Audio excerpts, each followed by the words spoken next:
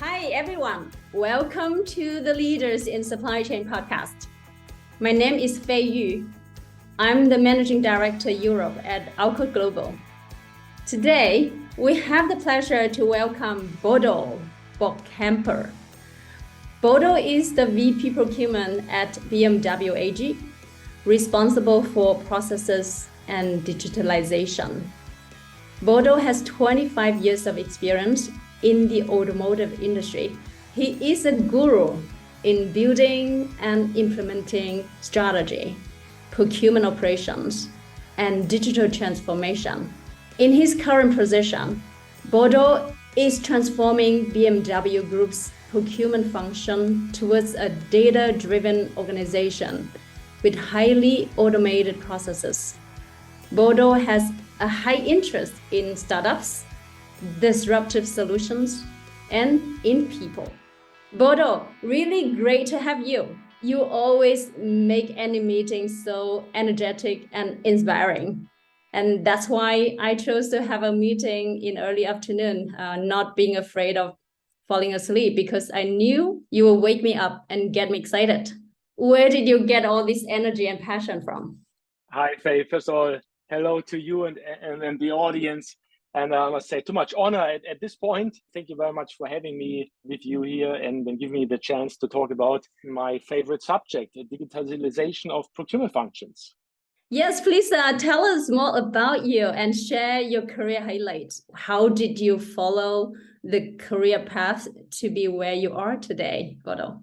Yeah, you actually already mentioned like 25 years of experience, but really is like, wow, makes you feel a bit older. But it's true, I entered or joined BMW in the year 1998 after having spent some years in consultancy. And I've been in actually different business divisions at BMW. And well, in 2006, I joined our corporate strategy department at BMW. And maybe to just a kind of a step back in history to explain the audience the circumstances. At this time, we did not have a procurement division. So there was no board level representative of procurement. Rather, there had been a procurement function within engineering, which was responsible for all direct material.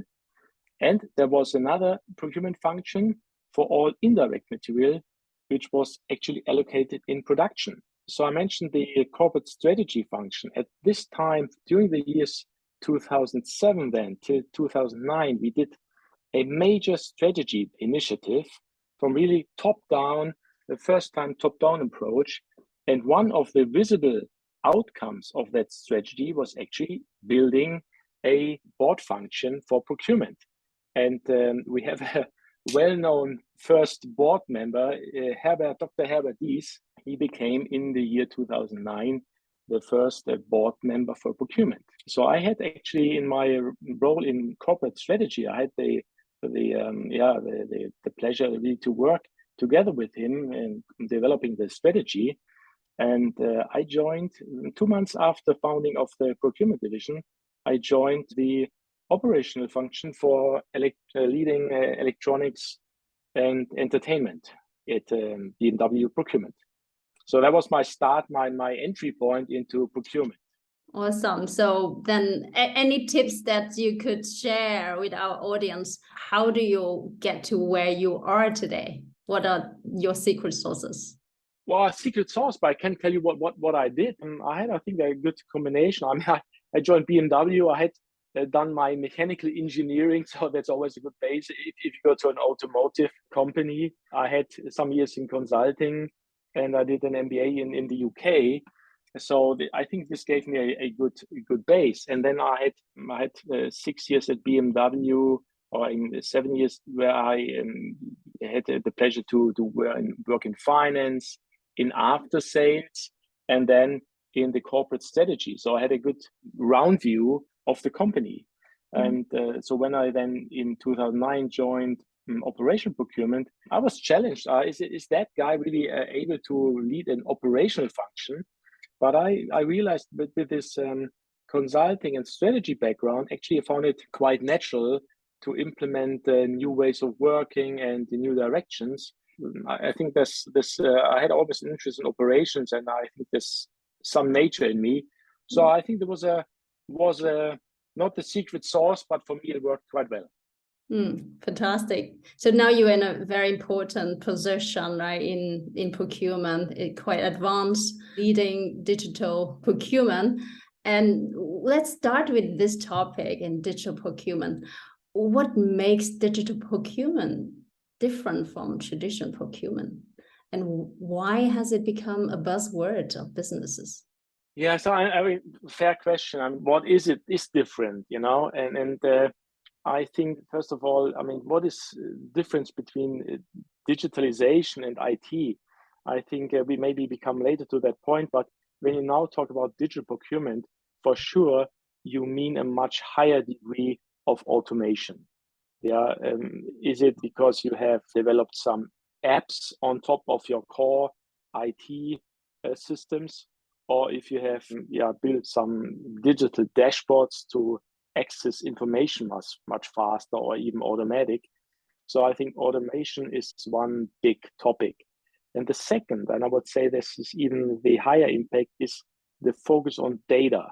So you transform the procurement function to a data-driven function.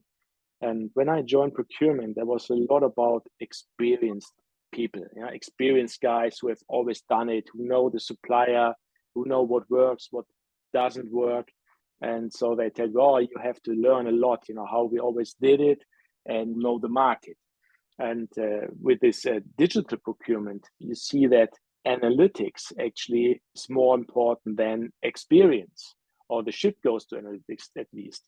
And everything is much smarter, much faster, and more efficient than you did it in the old ways. I would say that that's the core difference.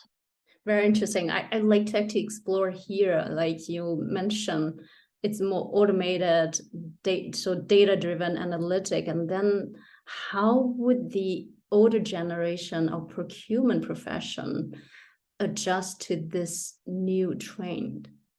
Yeah, that's now we are absolutely in this transformation.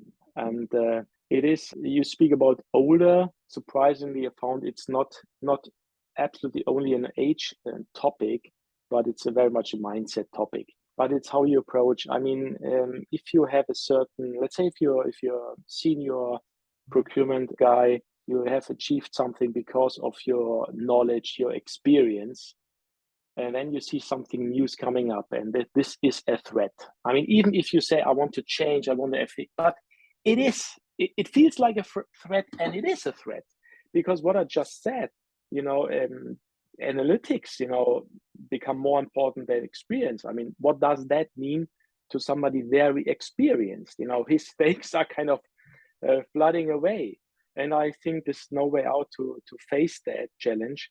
But what you can do, you can spend maybe more times for the ones who are more conservative and explain them the tools, and that's easy. And it's a huge difference of, building such tools than using them. And they actually have only the end user experience or task. Mm-hmm. And you can try to get them in your projects. But it is the new guys on the block have some advantages here, because things change so dramatically. Yeah. So I take it's the mindset, right? Embracing change and then help each other on board would be the key. Yeah, absolutely. And you have to kind of challenge their mindset. Yeah. And so there's a good phrase that I picked up just recently, like, who likes change? And you see still a lot of hands, but who likes to change? And there's a fewer hands. And if you say to them, look, you can be one of the first who really combines experience with this new so-called digital procurement, then you're in a really great position. And this did work, but you don't get all of them, but you get many. Okay, let's come back to BMW, right? When did you start the digital procurement journey, and how important is digitalization of procurement and supply chain at BMW? Yeah, no, I'm speaking for procurement because that's what I know best. We were not a very early mover or early adopter. I think we were just about a follower. And maybe just memory comes up in 2009. Some people in the audience, some will remember, many not. When I just joined procurement, the screen you looked at was black and there were green letters on it. And if you want to do any application or any operation in your system, you had to type in manually 4 letter codes. So that was the situation. I mean, many years ago. So what you said, when did it really start? Because what we did with this black screens and letter codes, we very quickly put up Windows surfaces, which made it much easier and actually helped me to jump into this job. But digitalization, when did it start? Probably hard to say. I would say for procurement, it was like 2017. What has happened there? Our central IT division had introduced the domain and product structure. I'm sure many of your followers are familiar with that. That means actually we had a IT structure in parallel to the regular BMW structure and for running or driving IT projects. And at the same time, of course, we took over the agile methods. And today, all IT projects are done in the agile way rather than the older waterfall model. So I would say 2017 is the starting point. And what makes it the starting point for me, I mean, you can build a structure, something, but apps became the hype, right? Everybody wanted to do some apps which are generally faster, and the dashboards I just mentioned myself earlier in this call. And what did this mean? Actually, this meant a democratization of IT. I mean, until then, only the IT professionals really could do something in the IT systems. And now many more people were able to program something which helped them the next day or the next week. So yes, for the question, part 1, 2007 is the starting point.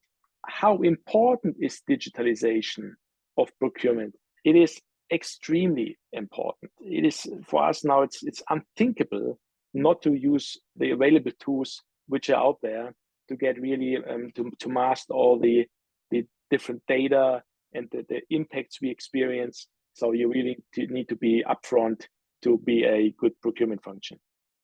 Great to hear that. 2017, that's very early in the journey, ahead of many organizations. Well done. So where does the BMW stand with digital procurement now? I remember 2 years ago, I had a similar question, not from you. And I thought, yeah, where we stand, I was a bit still naive to say, okay, there's a status you can achieve. But many people say it's a journey, and the journey has no final destination. So we're all on the way, I would say. But if question, okay, what have you achieved already, and how fast are you moving? So I said, starting point 2017, in my view, we were not the first ones who really did make use of all the new possibilities. But since then, we made good progress. And at least we caught up with our industry. This means there was a pronunciation of our industry. I mean, there are other industry who may be in front. So to name, of course, an Amazon, which offers a different user experience still. We did probably some benchmarking stuff, some leading solutions in the field. One example is, in the last 2 years, we have implemented a procurement dashboard. And last week, former colleague said, hey, this is brilliant. And said, okay, what do you think we need else in the system? He says, Bodo, actually, there's no information I needed the last year, which I didn't get in this system by 3 mouse clicks or so. So this is a major piece of work we done, but this is it's a comprehensive dashboard. That's where we are. If you talk about have you already like user friendliness and an entry point, not yet. We have started a major initiative called Connected Procurement, and the name is the program. We want to not only to work within procurement, but really be connected to engineering, to finance, and also production and even sales in terms of forecasting. And what we will implement already next year will be a unique user access point to all the applications, which meaning the operational systems as well as the information systems. And yeah, that's where we are right now. There'll be a lot to work for having lean digital processes, but that's the main target. Yeah. So the target will be actually make a user-friendly entry point, right? That's the next step, right? With a single stop shop. Interesting. I'd like to see you must have actually gone through a lot of convincing, right, internally. Share with our audience what hurdles did you have to overcome and still have to overcome now internally to find the appropriate recognition and to implement the digitalized procurement. So this is probably the point where we risked the time we have set, because this is something we talk about hurdles and learnings. I mean, there's so much in. So I try to, of course, to focus on the most important ones. And I think you put them together, hurdles and learnings, and I think it's correct because it can be both. A hurdle, let's say the key factors and learnings and hurdles is top management engagement. And it is so easy to say, and this has always been said for major programs or change programs. But this is, I experienced also, if you do not get the top management behind the whole idea, then it's a very stony way, if not deemed to be unsuccessful. And here's the point about learnings. I mean, it depends very much now about your top management. Yeah, if you happen to be in an IT very related company, then your top management might be also much more related to IT. If you're maybe in a classical engineering driven company, then the IT has so far not been the core competence. And here we also have facing the same, maybe even threats we mentioned earlier. What does that new thing like called digitalization mean? Everybody wants to have it, but do you really want to get involved, get engaged, show that you don't know everything as the top manager, and do you have a willingness to learn? So that's the first and foremost recommendation, to really check with your top management if they are ready to go really. There are other things you can do, of course, to convince. My experience was that you do have to provide a vision, but you need to combine that with quick wins. Today, everybody talks about, what's the quick win? What's the quick win? Yes, that's the 3-year roadmap, but what is the quick win? So you have to combine it. If you do only one, let's say if you would only do quick wins, then people would say, okay, where do we go? If you do only the direction, vice versa. So this in combination, vision combined with quick wins, that's very important.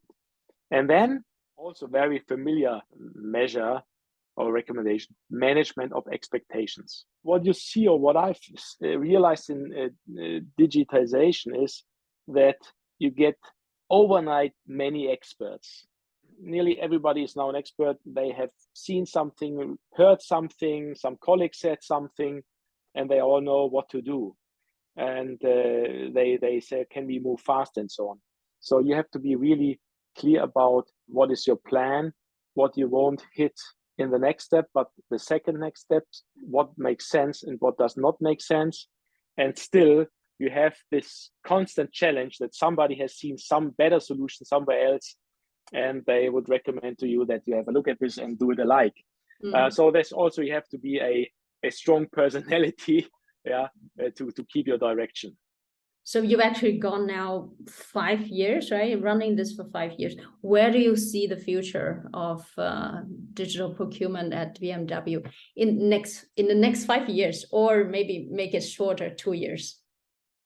Yeah, thanks. I mean, 2 years, I think that's a time frame you should look at. Maybe 2 years, maybe 3 years, 5 years. There will be so many new things coming. So what is our path forward? I'm using here maybe a buzzword again, end-to-end. What we want to have thoroughly digitized end-to-end business processes. With this end-to-end, I mean that we are not ending or working only in the procurement division, but that we take data from our engineering colleagues and do not retype them in our procurement systems and from there go end-to-end, but rather we take the same data, actually work collaboratively on the same data, and these data will be passed to other business process partners like finance. That is a big challenge. The smartest what you have to do is in a very complex product as we have it, and with very many changes, you need somehow to combine all the different data types, if it's technically or is it commercially, contracts, somehow that you do find all the information on a one click. We do call this, let's say, this discipline or this task data continuity, and this will be a game changer, absolutely, if we master. Now, we have worked a lot this year, and now I can say, yes, we found the way forward. We had some really nuggets to crack if we can, align different views. There will still be many challenges, and we also realized that we have to become a little simpler, less complex and less variance and so on to really make this workable. I think from now on, in 2 or 3 years, you will see a major shift. We will not be finished with that, but there will be a big progress. What we will have, and we will have by end of next year, we will have this workplace, which we touched briefly prior to it. We will have a different ways of collaboration. We just have, let's say, onboarded a startup called Cesonia, which has a really unique solution to make it so much easier to work with internal and external partners in complex projects. And it's all about data continuity. And we also will renovate our IT landscape. And here we are maybe back in the older world. This will not even be finished within 5 years. If you then have to consider all the rollout, you have to go in different countries and so on. So that's our program for the next 3 to 5 years. Sounds exciting. So we have actually procurement executive asked about the risk management side, right? How do you use digitalization to help you bring risk management to next procurement level? Oh, that's a perfect, let's say, category, because risk management, I mean, this means you should handle a lot of data, right? I mean, how do you identify risk? What is risk? And we all have experienced that there's so many new risks which appeared last year and then the year before. And digitalization, data focus, that's a really good match to risk management. We have actually one initiative called Risk Hub, where we have defined all the categories we can think of currently, sorted all the data into the categories, and now let's try if we find some algorithm. And here we can honestly say about machine learning, do we find patterns in all those data which in the past have led to problems, add on to risk we see in the future coming. So I think when you say where can digitalization generate one of the biggest benefits, I would definitely say it's in risk management. Great. How would you describe a successful digitalized procurement in a few words? What should a successful digitalized supply chain or procurement bring? Yeah, I mean, now you say procurement supply chain, and this is maybe made on purpose, because has come so much closer together. I mean, if we would say procurement stops when you have done the contract, that would be not a task which we all procurement professionals are facing today. So it's really today which keeps you busy at night is the supply chain management task, which, like even 4 years ago was more like you tell your first year what you need and he will take care. Today you must manage that. So I would actually say a procurement needs to have a very great supply chain management. And here are some top priorities. And I would say that they're all about, or many of them, about pure transparency of your end-tier supply chain. I mean, it's probably very depending on the industry you're working in. In our industry, we do face problems in the 4th, 5th, or raw material level, more maybe on those deeper levels than on the first tier. So this might be different in other industries. You also, this transparency in the end tier actually applies to many disciplines. There's one, the ESG criteria. I mean, we want, especially as a car maker, we want to really be number one in these disciplines, ESG and sustainability, one of them being CO2. So we believe that if we can prove that we have transparency and we know that, let's say, CO2 footprint, that our customers will award that and it will be a buying criteria in the future. Then again, the risk we just talked about. I mean, we're not talking about the risk in your company. It's question about how is the risk adding, across the entire level. And so this is probably, if you have a good procurement function, supply chain function, you are better in those terms. And then maybe more classic, but more important, reaction time. Yeah, if something happens, do you still need a week to get a task force going? Does the task force know exactly what to do, how to work? And so I think that you need to be much more in reaction times, and maybe something not so fashionable, logistics costs. They used to be very, very, very incremental, but what we have seen is now with energy and labor cost inflation, of course, that logistics become a more relevant cost or even more relevant cost factor. And this combined with the trend, let's say, to have more, or let's say less single sources, this can be a challenge as well. I would say, to not name all of them, these would be my top priorities and more parameters I would name. That's very helpful. So I heard that you have the team, right? BMW team have won a leadership award in digital projects. So congratulations. What is the tool called that you won this award? Tell us about it.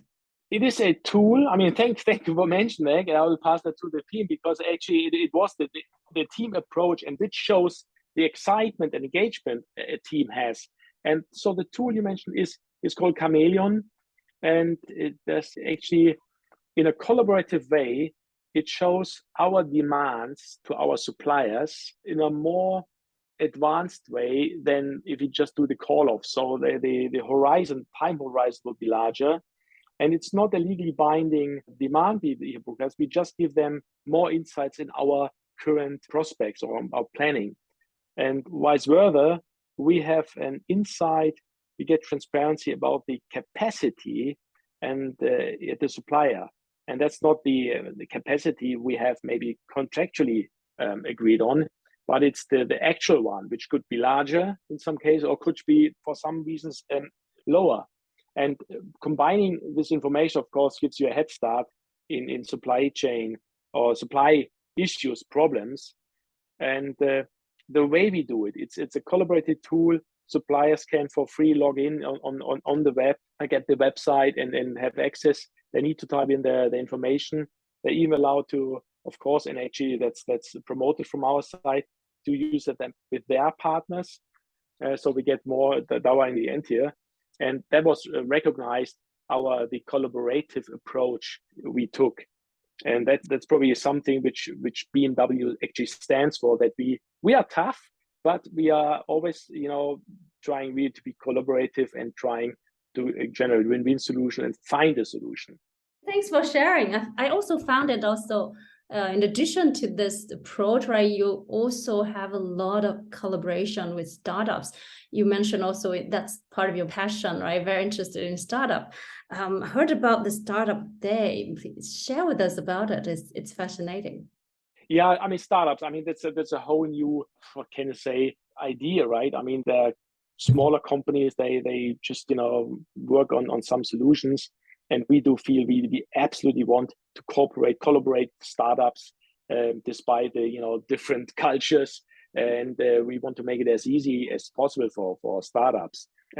We have since many years let's say we call it startup garage, where startups can have their first entry point, and where they're then kind of directed to the appropriate functions within the large BMW organization and help with fulfilling the procedures and so on. So that's a very successful, let's say, institution already. Since 2 years, we did additionally we called it, you can say, startup day. We call it newcomer day, which meant we on purpose we asked for startups to present their ideas And out of more than 100 startups, we selected quite a number. And those startups, they do have a whole day where they can present also in front of our board members directly their ideas. As you can see, we want to take really hurdles down as much as possible. And we are, just for all the startups out there in the podcast, maybe, we are well aware that a startup cannot show us annual reports about the last 10 years. I mean, this we have, this idea we have accepted, and so we have adequate other measures. I'm just onboarding a startup. It's not completely easy, but it is. I think it's really acceptable for startups. So we really want to work with startups, collaborate with startups. We appreciate their innovation power, also their fresh ideas, challenging the status quo, challenging us. And that's thank you, Faye, to give me the opportunity to make this statement here, because that's really one of our top priorities.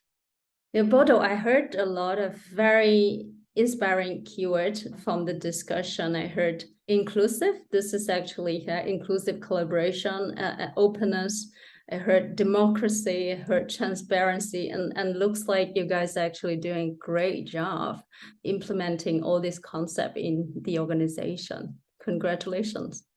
Thank you very much. Of course, this is another motivation, and it was really perfect to reflect a couple of things. But there are as many things as we maybe have already done. I think twice as much are still to be mastered. Yeah.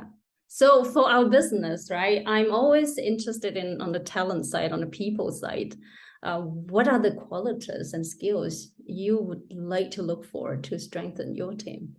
Yeah, as you are interested in talents, I am also interested in talents. I mean, this is very, very important. That's crucial.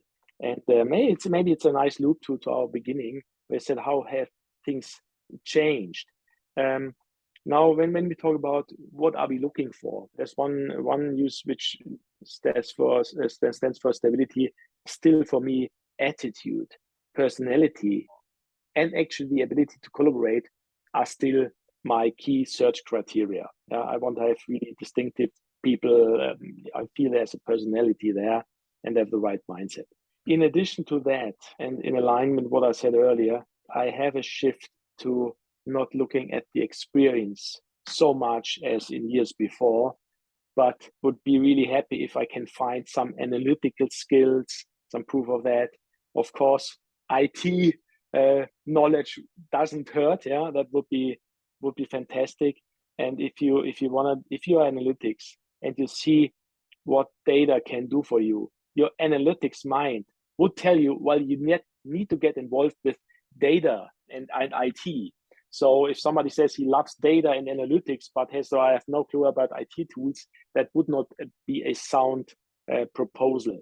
So, but again, to say that by every analytics and so on, people need today, I would say, even be more collaborative than in former years. Things develop so fast, and you always need to have a team, and it's always a team approach. So I don't want to have the one person who says, I'm the star, so I have programmed, I'm the star, I have programmed something, but I want to have really see in the interview sincere willingness to work with other people in teams.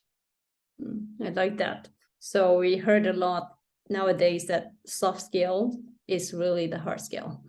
and that is confirmed from what you just mentioned. Thank you for sharing.